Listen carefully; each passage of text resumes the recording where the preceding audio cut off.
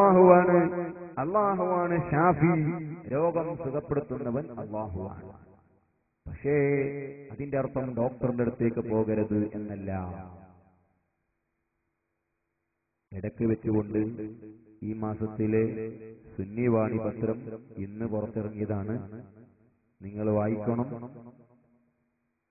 വാസ്തുവുമായി ബന്ധപ്പെട്ട ലേഖനമുണ്ട്, നബിയുടെ മുടിയുമായി ബന്ധപ്പെട്ട ലേഖനവും സ്ത്രീ ജമാഅത്തുമായി ബന്ധപ്പെട്ട ലേഖനങ്ങളും അതുപോലെ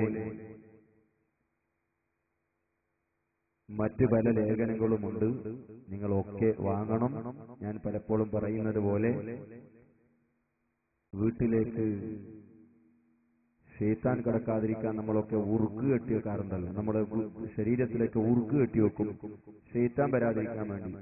അപ്പൊ നമ്മുടെ വീട്ടിലേക്കൊക്കെ സലഫിന്റെ ഏറ്റവും വലിയ ശൈത്താനാണ്. ആ ശൈത്താനിന്റെ ഉപദ്രവം ഉണ്ടാകാതിരിക്കാനുള്ള ഒരു ഉറുക്കാണ് സുന്നിവാണി. നിങ്ങളൊക്കെ അത് വാങ്ങണമെന്ന് ഈ സമയത്ത് ഓർമ്മപ്പെടുത്തുന്നു. ആ ഉറുക്കുണ്ടെങ്കിൽ പിന്നെ അങ്ങോട്ട് സലഫി എന്ന് പറയുന്ന ശൈത്താന് കടന്നു വരൂല, അത് ഉറപ്പാണ്. അതുകൊണ്ട് പ്രിയപ്പെട്ടവരെ, നിങ്ങളൊക്കെ ഓരോ കോപ്പി വാങ്ങി പ്രചരിപ്പിക്കണമെന്ന് അറിയിക്കുന്നു. ഇൻഷാ അല്ലാഹ് ഏതാനും സമയത്തിന്റെ ഉള്ളിൽ അതിന്റെ പോസ്റ്റൽ വ്യവസ്ഥ പൂർണ്ണമാകും എന്ന് പ്രതീക്ഷിക്കുന്നു. അങ്ങനെ ആയാൽ ഇൻഷാ അല്ലാഹ് നിങ്ങളുടെ വീട്ടിലേക്ക് തന്നെ പോസ്റ്റ് മുഖേന എത്തിക്കാനുള്ള വ്യവസ്ഥ ആരംഭിക്കും. നിങ്ങളൊക്കെ അത് പൂർത്തിയാക്കാൻ ദുആ ചെയ്യണം. നിങ്ങളൊക്കെ വരിക്കാരാകണമെന്നും ഈ സമയത്ത് ഓർമ്മപ്പെടുത്തുന്നു. പറഞ്ഞു വന്നത്, അല്ലാഹുവാണ് ലോകത്ത് എല്ലാം ചെയ്യുന്നവൻ. പക്ഷേ ചില മാധ്യമങ്ങൾ അല്ലാഹു അതിനെ നിശ്ചയിക്കുന്നുണ്ട്. ആ സമയത്ത് ഒരു മുസ്ലിമായ മനുഷ്യനാണെങ്കിൽ ഒരു എഞ്ചിനീയറിനോട് പോയി പറയുന്നു, നിങ്ങൾ എന്റെ വീടിന്റെ ഒരു പ്ലാൻ ഉണ്ടാക്കി തരണം, അതിന്റെ എല്ലാ കാര്യങ്ങളും നിങ്ങൾ നോക്കണം, അത് ഉണ്ടാക്കി തരണം. ഒരു വിദഗ്ധനായ നല്ല നൈപുണ്യമുള്ള ഒരു എഞ്ചിനീയറിന്റെ അടുക്കിലേക്ക് പോയി പറയുന്നു. അങ്ങനെ പോയി പറയുമ്പോ മുസ്ലിമായ മനുഷ്യനാണെങ്കിൽ അവന്റെ മനസ്സിലുള്ള ഉദ്ദേശം എന്താ? ഈ എഞ്ചിനീയർ എന്റെ വീടിന്റെ പണി ചെയ്യുന്നതും പ്ലാൻ ഉണ്ടാക്കുന്നതും മറ്റ് ഏർപ്പാടുകളും എല്ലാം ചെയ്യുന്നത് അവന്റെ സ്വന്തം കഴിവുകൊണ്ടാണ് എന്നല്ലല്ലോ. ആ എഞ്ചിനീയറിന്റെ സ്വന്തം ശക്തി കൊണ്ടാണ് അവൻ ഇവിടെ പ്രവർത്തിക്കുന്നത് എന്നാണോ? അല്ല, അവന് കഴിവ് കൊടുത്തത് അല്ലാഹുവാണ് എന്നാണ് ഒരു മുസ്ലിമിന്റെ വിശ്വാസം. മേസ്ത്രിമാരിവിടെ വീടിന്റെ പണി ചെയ്യുമ്പോൾ നമ്മുടെ ഒരു മുസ്ലിമായ മനുഷ്യന്റെ വിശ്വാസം എന്താ? ആ മേസ്ത്രിയാണ് അവന്റെ സ്വന്തം ശക്തി കൊണ്ടാണ് അവൻ ചെയ്യുന്നത് എന്നാണോ? അല്ല, മേസ്ത്രി അവൻ പണിയെടുക്കാനുള്ള ശക്തി കൊടുത്തവൻ അല്ലാഹുവാണ്. ലാ ഹൗല വലാ ഖുവത ഇല്ലാ ബില്ലാഹ്. അല്ലാഹുവിനെ കൊണ്ടല്ലാതെ ഒരു ശക്തിയും നിങ്ങൾക്കില്ല. അല്ലാഹുവിനെ കൊണ്ടാണ് എല്ലാ ശക്തിയും. അപ്പോ അതുപോലെ ഏതൊരു മനുഷ്യനെ ബന്ധപ്പെടുകയാണെങ്കിലും, ഏതൊരു ഒരു വാഹനത്തിൽ നമ്മൾ സഞ്ചരിക്കുകയാണ്, ഒരു കാറിൽ ഇരുന്നുകൊണ്ട് സഞ്ചരിക്കുകയാണ്, ആ സമയത്ത് എന്റെ വിശ്വാസം എന്താ? ഈ കാർ ഓടിക്കൊണ്ടിരിക്കുന്നത് കാറിന്റെ സ്വന്തം ശക്തി കൊണ്ടാണെന്നാണോ? അങ്ങനെ വിശ്വസിച്ചാൽ ഞാൻ കാഫറായില്ലേ? ഇസ്ലാമെന്ന് പുറത്തുപോയില്ലേ? കാറിന്റെ സ്വന്തം ശക്തി കൊണ്ടല്ല. പിന്നെയോ കാർ ഇവിടെ ഓടുന്നത് അത് അല്ലാഹുവിന്റെ ശക്തി കൊണ്ടാണ്, അവൻ ഉണ്ടാക്കിയ കഴിവുകൊണ്ടാണ് ഈ കാറ് സഞ്ചരിക്കുന്നത്. അതിൽ കയറുന്ന ഞാനോ എന്റെ സ്വന്തം ശക്തി കൊണ്ടാണോ? അതിൽ ഓട്ടുന്ന ഡ്രൈവ് ചെയ്യുന്ന എന്റെ ശക്തി കൊണ്ടാണോ ഞാൻ ഡ്രൈവ് ചെയ്യുന്നത്? ഞാൻ അതിന്റെ എക്സലേറ്റർ അമർത്തുമ്പോൾ അല്ലെങ്കിൽ ക്ലച്ചിലേക്ക് കാല് കൊടുക്കുമ്പോൾ, ഞാൻ അതിന്റെ സ്റ്റിയറിംഗ് ഇങ്ങനെ തിരിക്കുമ്പോൾ എന്റെ സ്വന്തം ശക്തി കൊണ്ടല്ലല്ലോ.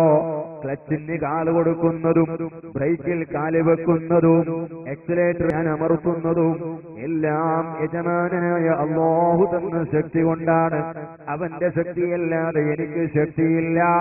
അതിൽ കയറാനും ശക്തിയില്ല, ഓടാനും ശക്തിയില്ല. എല്ലാം അല്ലാഹു ആണ് തരുന്നത്. ഇതല്ലേ ഒരു മുസ്ലിമിന്റെ വിശ്വാസം. പക്ഷേ അല്ലാഹുവാണ് ചെയ്യുന്നത് എന്നതുകൊണ്ട് കാറുമായി ബന്ധപ്പെടരുത് എന്നുണ്ടോ? കാറിൽ കയറരുത് എന്നുണ്ടോ? ഇല്ല. ഇതാണ് നമ്മൾ ഫാത്തിഹയിൽ ഓതുന്നൊരു ആയത്തുണ്ടല്ലോ, ഇയ്യാക നഅ്ബുദു വ ഇയ്യാക നസ്തഈൻ. നമ്മൾ അല്ലാഹുവിനോട് നടത്തുന്ന ഒരു പ്രാർത്ഥനയുണ്ട്. ഇയ്യാക നഅ്ബുദു, അല്ലാഹുവേ നിന്നെ മാത്രമാണ് ഞങ്ങൾ ആരാധിക്കുന്നത്. വ ഇയ്യാക നസ്തഈൻ, നിന്നോട് മാത്രമാണ് ഹെൽപ്പ് ചോദിക്കുന്നത്, നിന്നോട് മാത്രമാണ് സഹായം തേടുന്നത് എന്ന് നമ്മൾ അല്ലാഹുവിനോട് ദുആ ചെയ്യുന്നു. ഇയ്യാക നഅ്ബുദു വ ഇയ്യാക നസ്തഈൻ, അല്ലാഹുവേ നിന്നോട് മാത്രം നമ്മൾ സഹായം തേടുന്നു. നിന്നോട് മാത്രം, അതല്ലെങ്കിൽ നിന്നോട് സഹായം തേടുന്നു. മാത്രമെന്ന് പറഞ്ഞാലും ശരി, പറഞ്ഞില്ലെങ്കിലും ശരി, മുജാഹിദുകൾ ആ മാത്രന്റെ മേലെ ഭയങ്കര പിടുത്താണ്. ആ മാത്ര ഉണ്ടല്ലോ, ഇയ്യാക നസ്തഈന്റെ മാത്രയിൽ ഭയങ്കര പിടുത്താണ്. ഞാന് അമ്മജിന്റെ വ്യാഖ്യാനം എഴുതിയതിൽ നിന്നൊന്തികെ സഹായമെടുത്തേനെ എന്നാണ് അർത്ഥം കൊടുത്തിട്ടുള്ളത്. മുജാഹിദുകൾക്ക് ഭയങ്കരം സബൂൽ മുബിഖാത്തായിട്ട് കണ്ട കുറ്റാണ്. നിന്നൊന്തികെ മാത്ര എന്ന് മാത്ര ഞാൻ കട്ടു, ഞാൻ കട്ടതുമല്ല വഞ്ചിച്ചതുമല്ല. ഇയ്യാക നഅ്ബുദു വ ഇയ്യാക നസ്തഈൻ എന്നതിന് രണ്ട് അർത്ഥവുമുണ്ട്. നിന്നോട് മാത്രം എന്നും അർത്ഥം പറയാം, അല്ലെങ്കിൽ നിന്നോട് സഹായം തേടുന്നു എന്നും പറയാം. രണ്ട് അർത്ഥവും അതിനുണ്ട്. രണ്ട് നിലക്ക് പറഞ്ഞാലും കുഴപ്പമില്ല. നിന്നോട് മാത്രം ഞങ്ങൾ സഹായം തേടുന്നു. ഈ ആയത്താണ് മുജാഹിദിന്റെ ഏറ്റവും വലിയൊരു അസ്ത്രം. പക്ഷെ നിന്നോട് മാത്രം സഹായം തേടുന്നു എന്ന് പറയുമ്പോൾ മുജാഹിദുകൾക്ക് ഒറ്റ ഓട്ടം എവിടത്തേക്കാണ്? ഔലിയാക്കളത്തേക്കാണ്. നിന്നോട് മാത്രം സഹായം തേടുന്നു എന്നല്ലേ പറയുന്നത്, പിന്നെന്തിനാണ് ഔലിയാക്കളോട് സഹായം തേടുന്നത്? അത് പറ്റൂല. അതെങ്ങനെ കൂട്ടരെ അവിടത്തേക്ക് പെട്ടെന്ന് ഓടുന്നത്?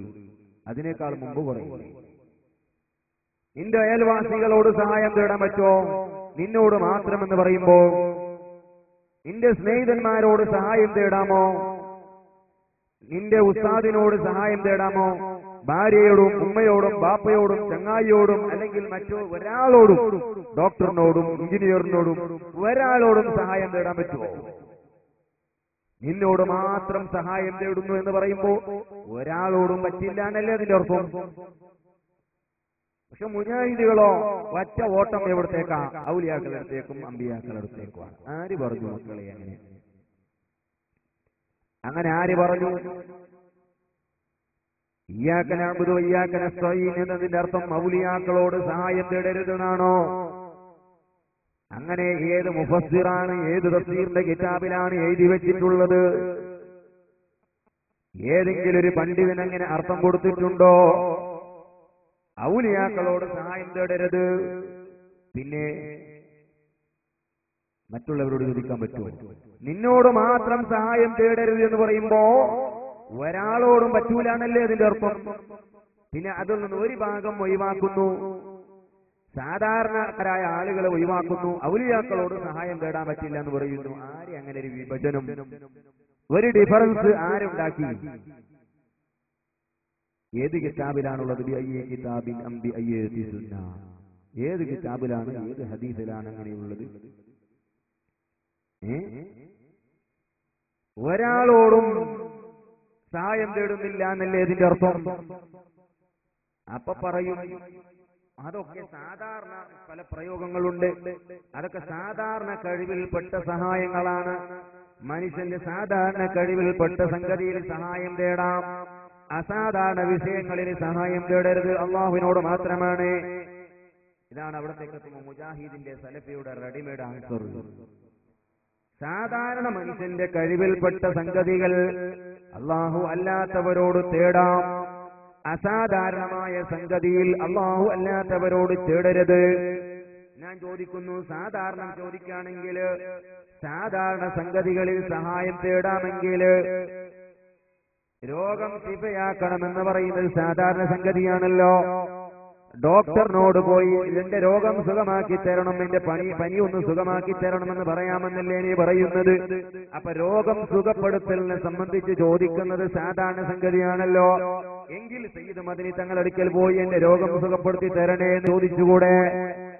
കാരണം അത് സാധാരണയാണല്ലോ. അത് സാധാരണ.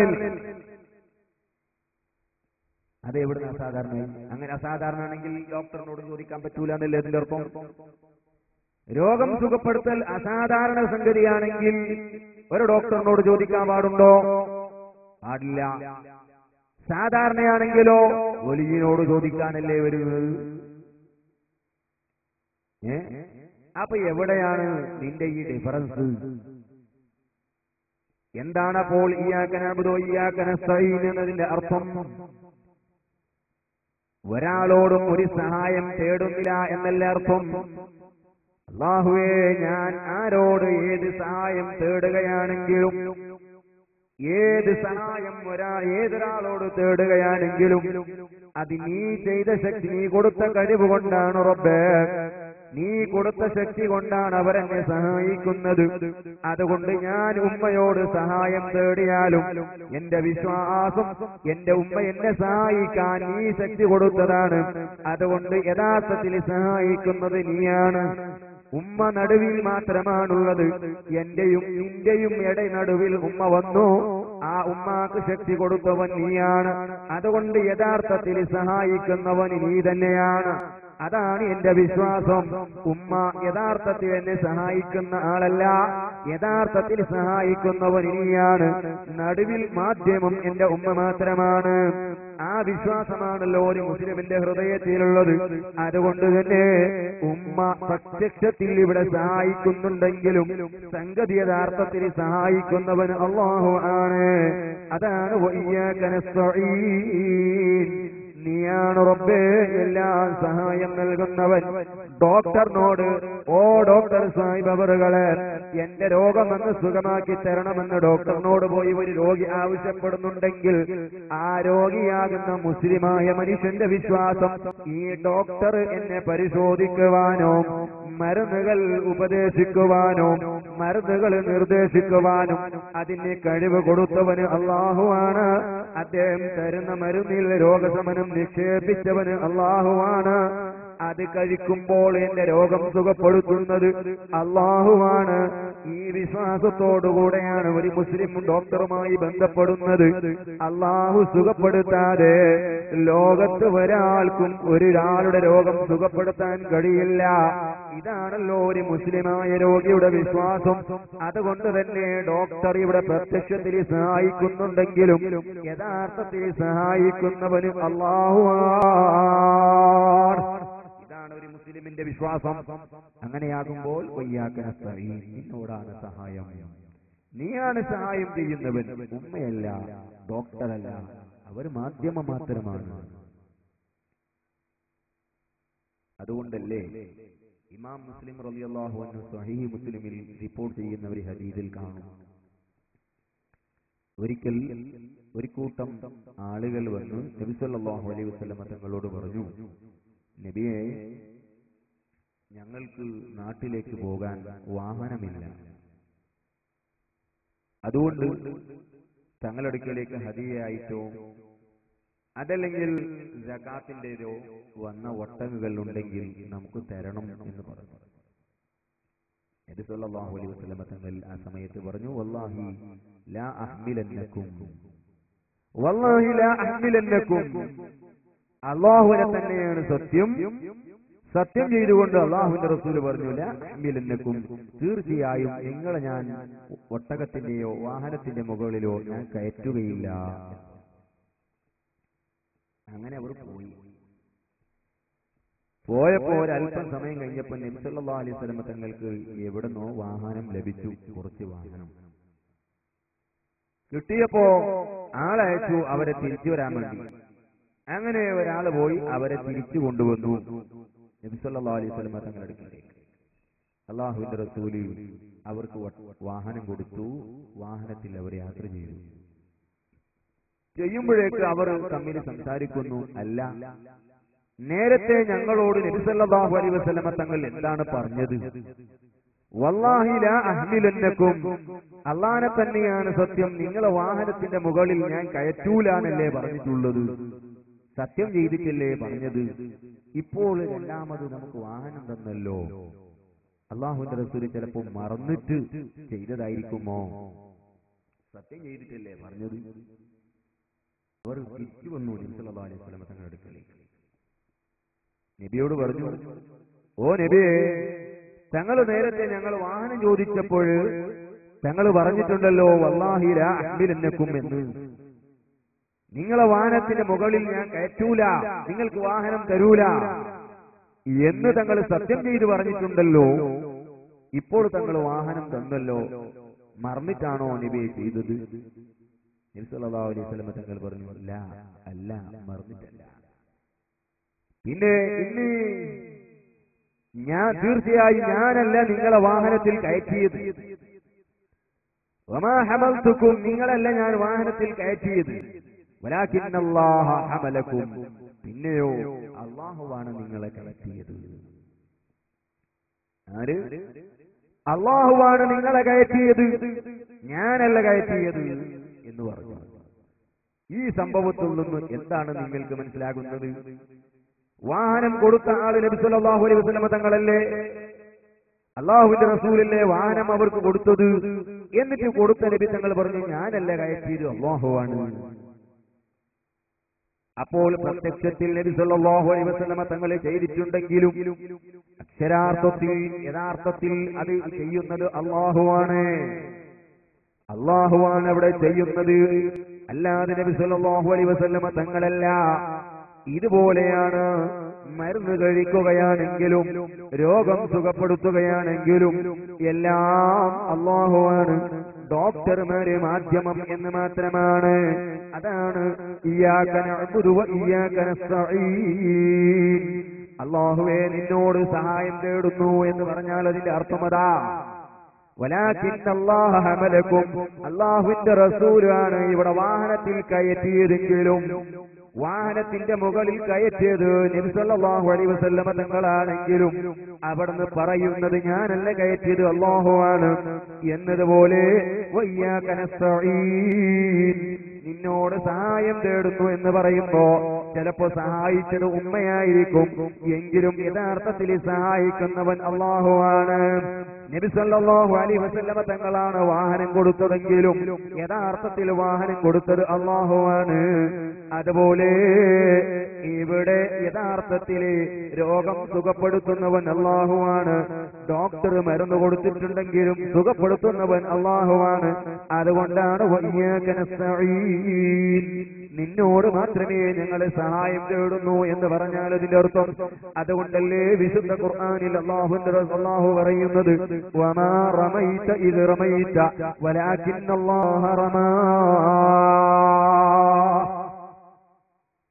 നബി സല്ലല്ലാഹു അലൈഹി വസല്ലം ശത്രുക്കള് നബി സല്ലല്ലാഹു അലൈഹി വസല്ലം തങ്ങളെ വലയം ചെയ്യാൻ അലി ഇബ്നു അബീ ത്വാലിബിന്റെ വീട്ടിൽ നബി സല്ലല്ലാഹു അലൈഹി വസല്ലം തങ്ങൾ രാത്രി കടന്നുറങ്ങി രാവിലെ പോകുന്ന സമയത്ത് അല്ലാഹുവിന്റെ റസൂലിനെ കൊല്ലാൻ വേണ്ടി വന്ന ശത്രുക്കളെ മുന്നിലേക്ക് അല്ലാഹുവിന്റെ റസൂൽ അതാ ഒരു പിടി മണൽത്തരികൾ പിടിച്ചുകൊണ്ട് വലിച്ചെറിയുന്നു.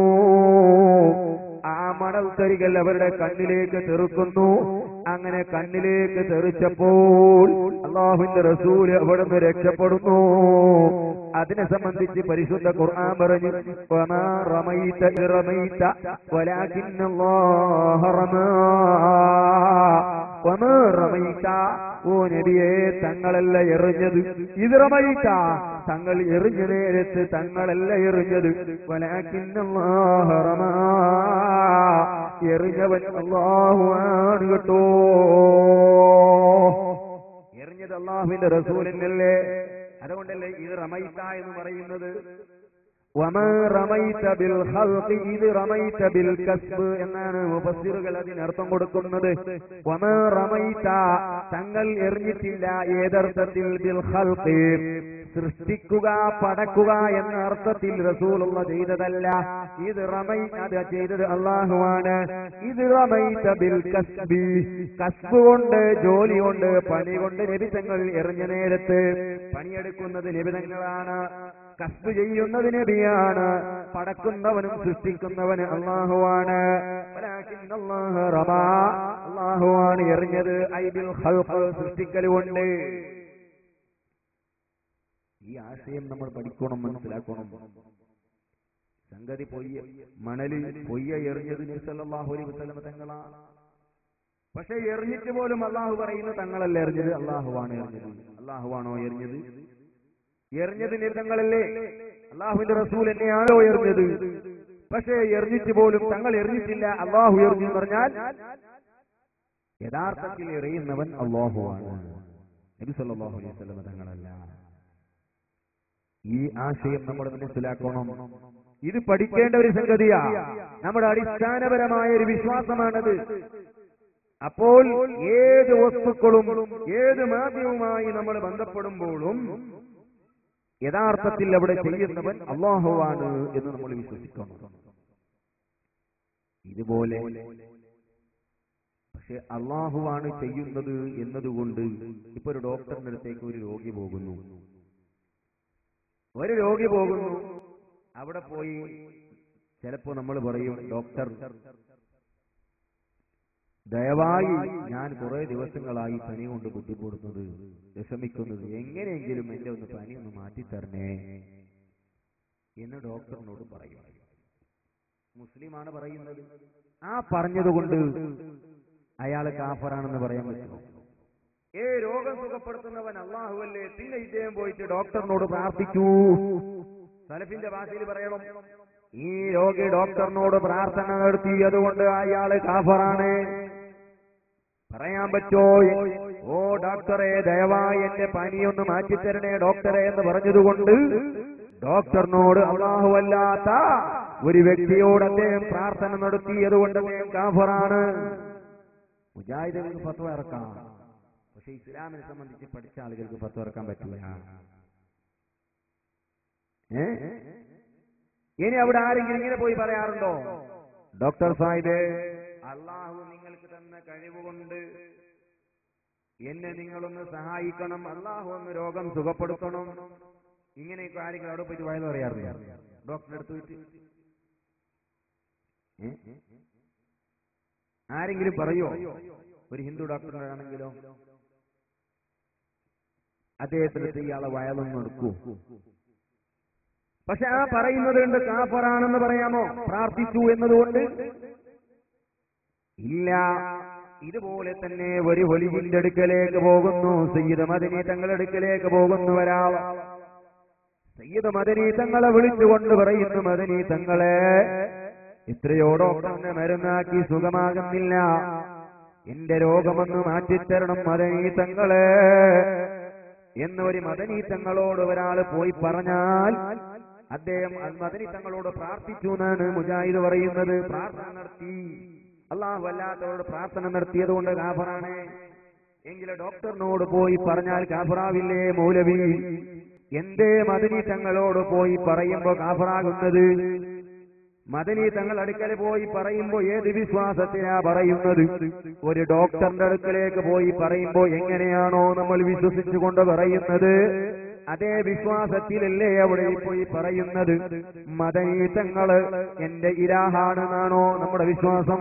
മദനി തങ്ങൾ ഇലാഹാണെന്ന വിശ്വാസത്തിലല്ല. മദനി തങ്ങൾക്ക് രോഗം സുഖപ്പെടുത്താനുള്ള ശക്തി ഉണ്ട് എന്നല്ല, രോഗം സുഖപ്പെടുത്തുന്നവൻ അല്ലാഹുവാണ്. പക്ഷേ മദനി തങ്ങൾ അല്ലാഹുവിനോടൊന്ന് ദുആ നടത്തണം, അല്ലാഹുവിനോടൊന്ന് ശഫാഅത്ത് ചെയ്യണം, ഒരു രക്കമണ്ട് ചെയ്യണം.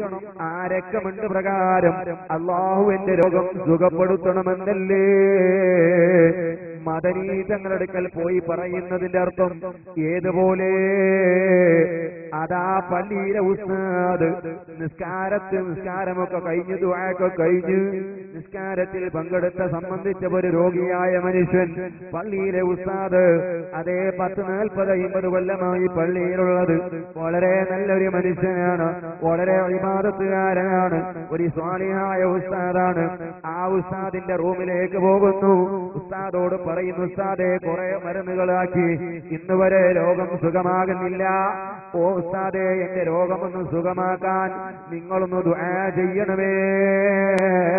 ഉസ്താദിനോട് പോയി പറയുന്നില്ലേ? ആ ഉസ്താദ് നമുക്ക് ആ രോഗിക്ക് വേണ്ടി ദുആ ചെയ്യുന്നു. അല്ലാഹുവേ, ഇന്ന എന്റെ നാട്ടിൽ സാധുവായ മനുഷ്യൻ എന്റെ ഒരു ശിഷ്യനാണ്, എന്റെ അടുക്കൽ ഓതിപ്പടിച്ച പാവപ്പെട്ട ഒരു മനുഷ്യനാണ്, എത്രയോ രോഗങ്ങളെ കൊണ്ട് ബുദ്ധിമുട്ടുന്നു, പല മരുന്നുകളും കഴിച്ചു. അല്ലാഹുവേ, ആ മനുഷ്യന്റെ രോഗം നീ ഒന്ന് സുഖപ്പെടുത്തണമല്ലാ. ആ ഉസ്താദ് ഇദ്ദേഹത്തിന് വേണ്ടി ദുആ ചെയ്യുമില്ലേ?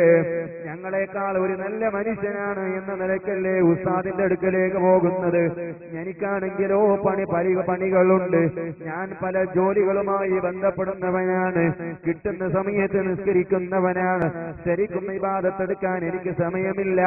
പള്ളിയിലെ ഉസ്താദാണെങ്കിൽ 24 മണിക്കൂർ പള്ളിയിലുള്ള ആളാണ്, ഖുർആൻ ഓതുന്ന ആളാണ്, ദിക്ർ ചൊല്ലുന്ന ആളാണ്, തസ്ബീഹ് ചൊല്ലുന്ന ആളാണ്, ഒരു സ്വാലിഹായ മനുഷ്യനാണ്, സുന്നത്ത് നിസ്കരിക്കുന്ന ആളാണ്, പാതിരാ സമയത്ത് എണീറ്റുകൊണ്ട് തഹജ്ജുദ് നിസ്കരിക്കുന്ന ആളാണ്, സുബഹിക്ക് ശേഷം ഖുർആൻ ഓതുന്ന ആളാണ്. അതുകൊണ്ട് തന്നെ അദ്ദേഹം ഒരു നല്ല ആളാണ് എന്ന നിലയ്ക്ക് ഉസ്താദിനോട് പോയി പറയുന്നു. ഉസ്താദ് നമുക്ക് അദ്ദേഹത്തിന് വേണ്ടി ദുആ ചെയ്യുന്നു. അല്ലാഹു ചിലപ്പോ ദുആ സ്വീകരിച്ചുകൊണ്ട് രോഗം സുഖപ്പെടുത്തുന്നു. എന്താണ് ഇവിടെ ചെയ്തത്? ഈ ഉസ്താദ് എന്താണ് ചെയ്തത്?